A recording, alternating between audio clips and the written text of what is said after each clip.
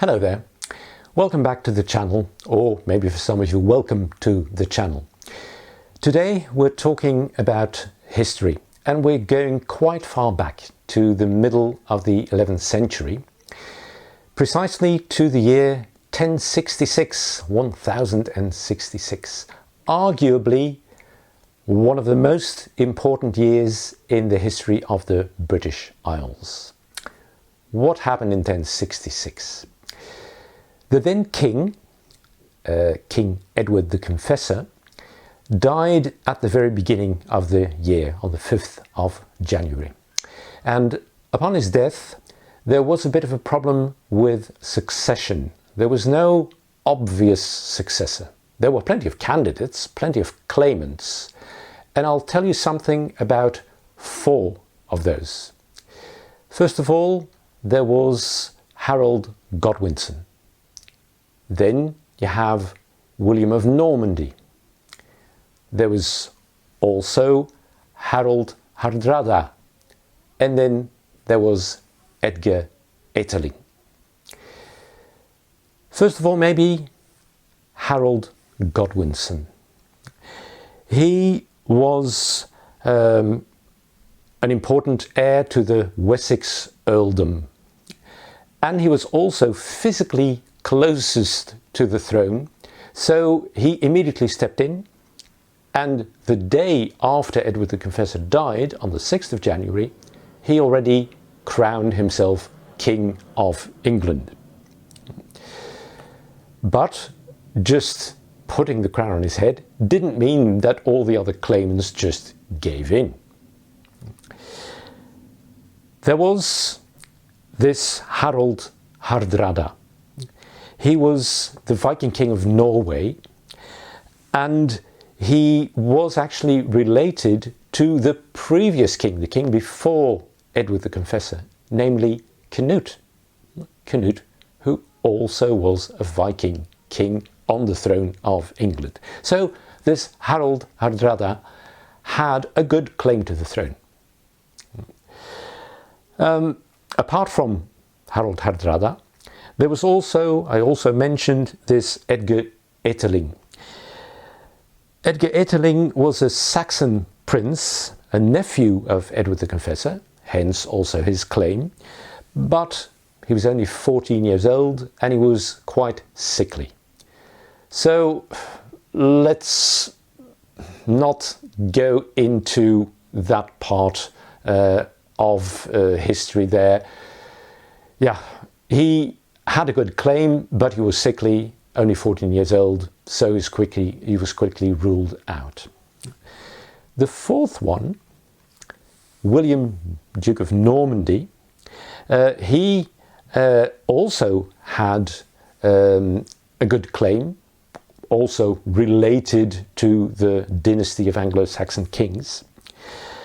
And yeah, you may have heard of him, not in his original name, Guillaume le Bâtard, he was also called, but you will have heard of him as William the Conqueror. But at that time of the claim, he wasn't yet William the Conqueror, he was just William, Duke of Normandy. Events moved pretty quickly in 1066, at least from September onwards. That meant that Harold Godwin had already been on the throne for quite a few months. But then the Vikings, under Harold Hardrada, they invaded from the north. And so Harold Godwin had to march his army up to the north, where he fought with the army of Harold Hardrada in the Battle of Stamford Bridge. That was on the 25th of September. Harold Godwin, the English king, he won a good victory. So that was one claimant that he had seen off. By the way, you may have heard the name Stamford Bridge not as a geographical name, but as the name of the present-day football stadium of Chelsea in London. But that's beside the question. Let's get back to 1066.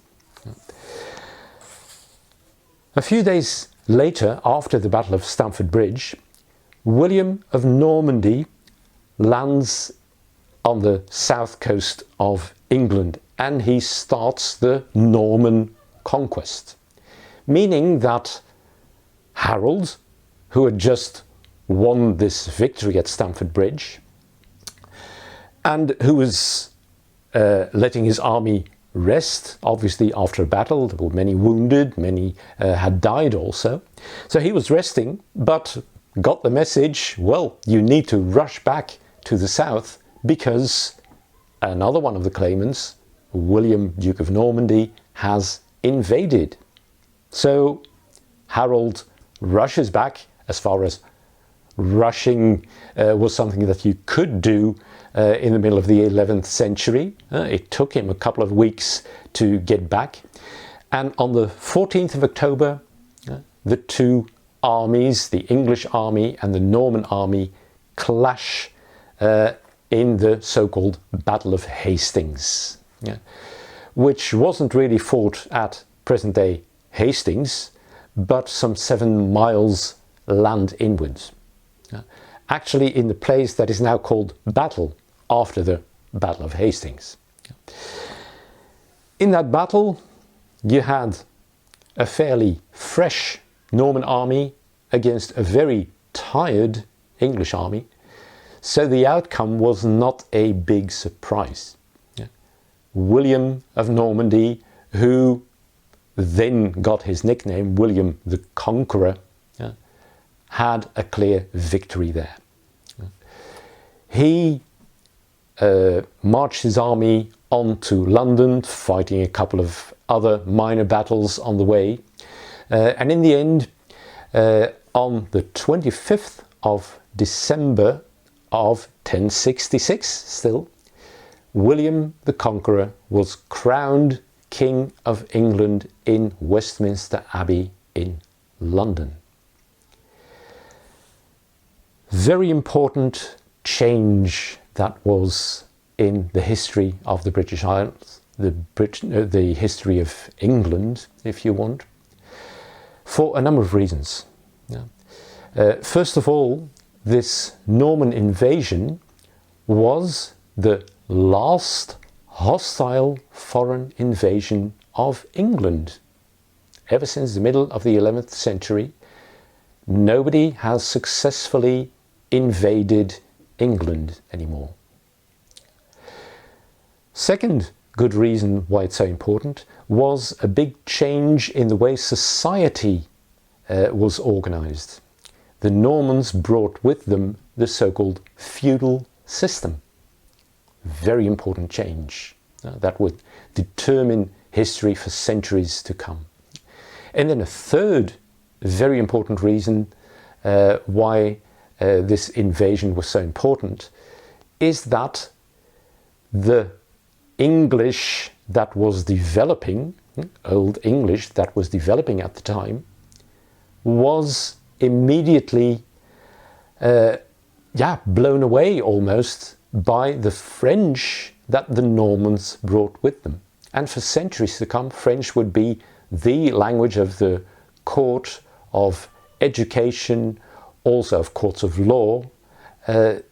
So that was also very important.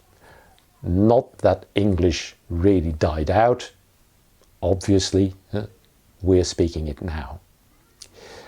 I hope you found this look at 1066 interesting, and that might mean that you also liked this explanation. If you did, please like this video and also subscribe. Thank you, and I'll see you again. Bye bye.